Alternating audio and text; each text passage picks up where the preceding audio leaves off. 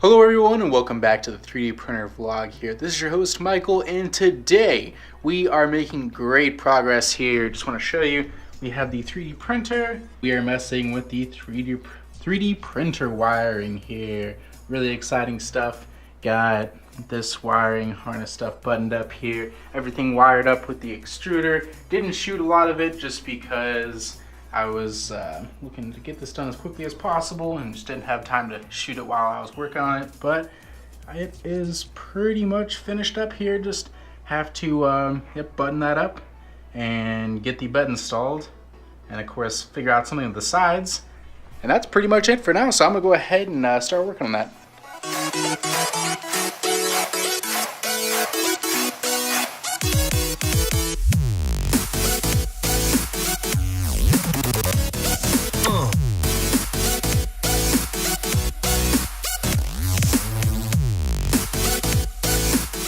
So what I'm doing now is don't know if I documented this in the last vlog. I think I didn't film it, but found these, got these simple little cable wraps, and I'm installing them in these little guys here.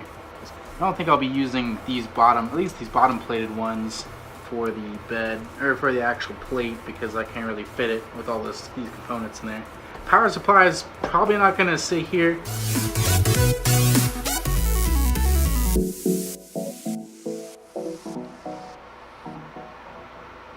The main reason I'm not looping it or all these wires through this loop here is so that I can easily just snap this zip tie off if I need to service anything.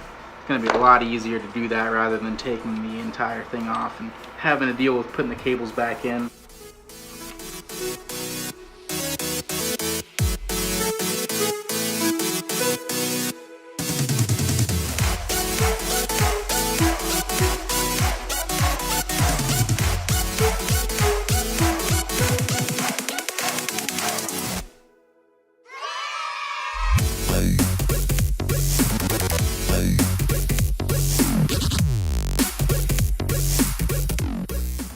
Okay, so we got everything ran to the box.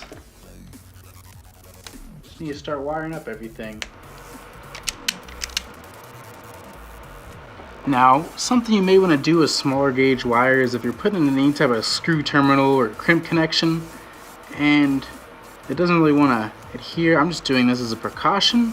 Spin it over twice on itself. Try not to put too much force, or else you may actually break the wire. You basically just want to increase the thickness of the wire by just bending it over on itself.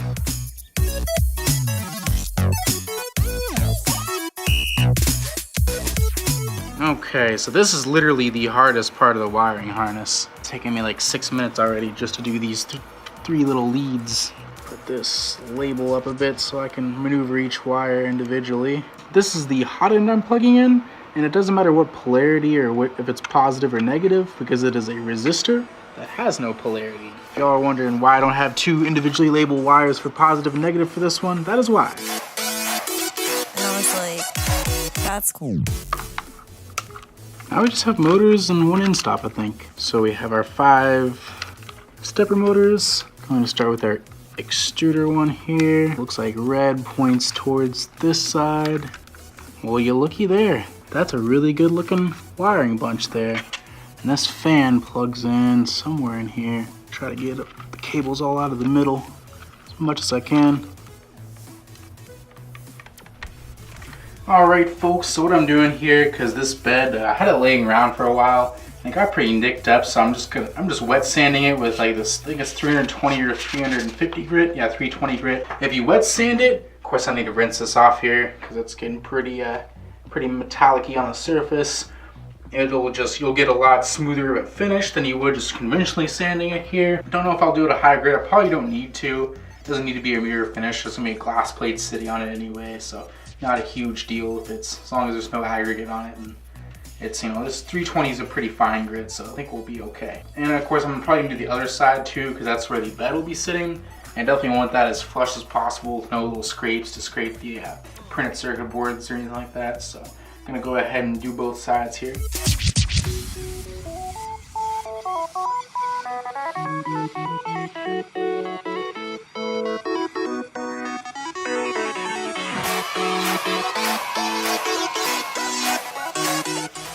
try to get off as much of this aluminum particulate off your paper and your thing you're sanding as possible whenever you're wet sanding.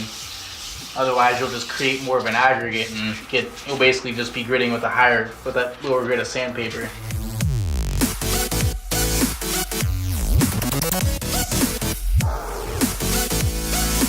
Okay, I think that's pretty good for that side.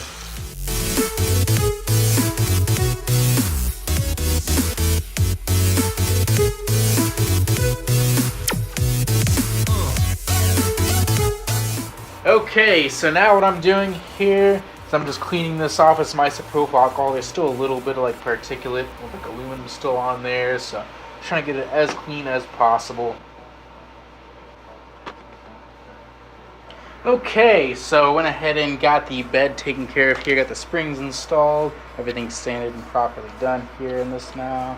So now what I need to do is I'm going to need to flip this over pretty soon. Before I do that, I'm blue tacking these springs so they don't fall apart as soon as I flip it over, because I can't put a nut on them just yet.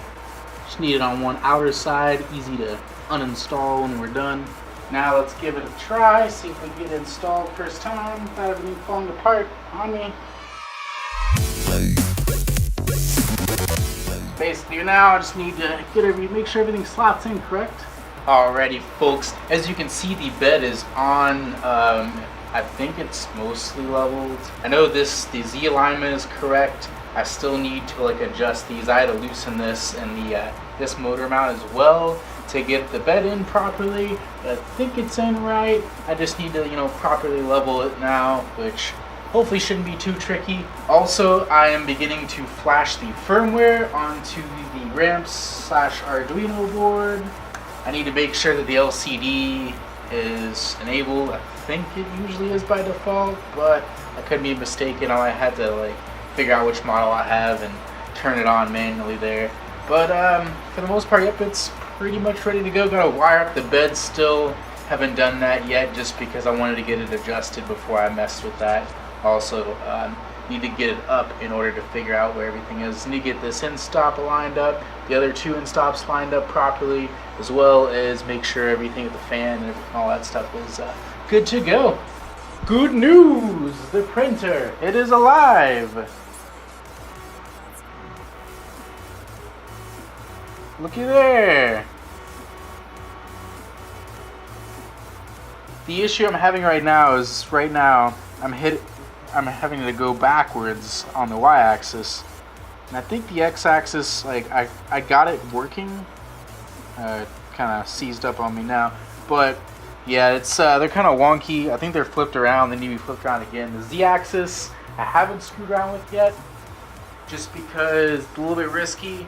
And right now I have these little screws just propping it up. I don't know which direction the z-axis is gonna go. I need to make sure both ends are aligned properly, and of course I'm gonna need to get the bed leveled and aligned and all that good stuff before I even fully test it. But for now, everything's good to go here. I gotta get the z-axis properly calibrated and these end stops coded correctly, or not the end stops, but the axis direction are going correctly here. So that's about it, folks, here for tonight. I am super happy with the progress I've got here. Pretty much from here on out I'm just coding software and leveling the bed. There's really nothing else I need to do, so I'm really excited here, and thanks for watching. If you liked the video, go ahead and hit that like button, consider subscribing, and check out some other videos here as well. Got a bunch of these vlogs. I think this is vlog number 20, if I'm not mistaken, well, 2021-ish, but have a good day.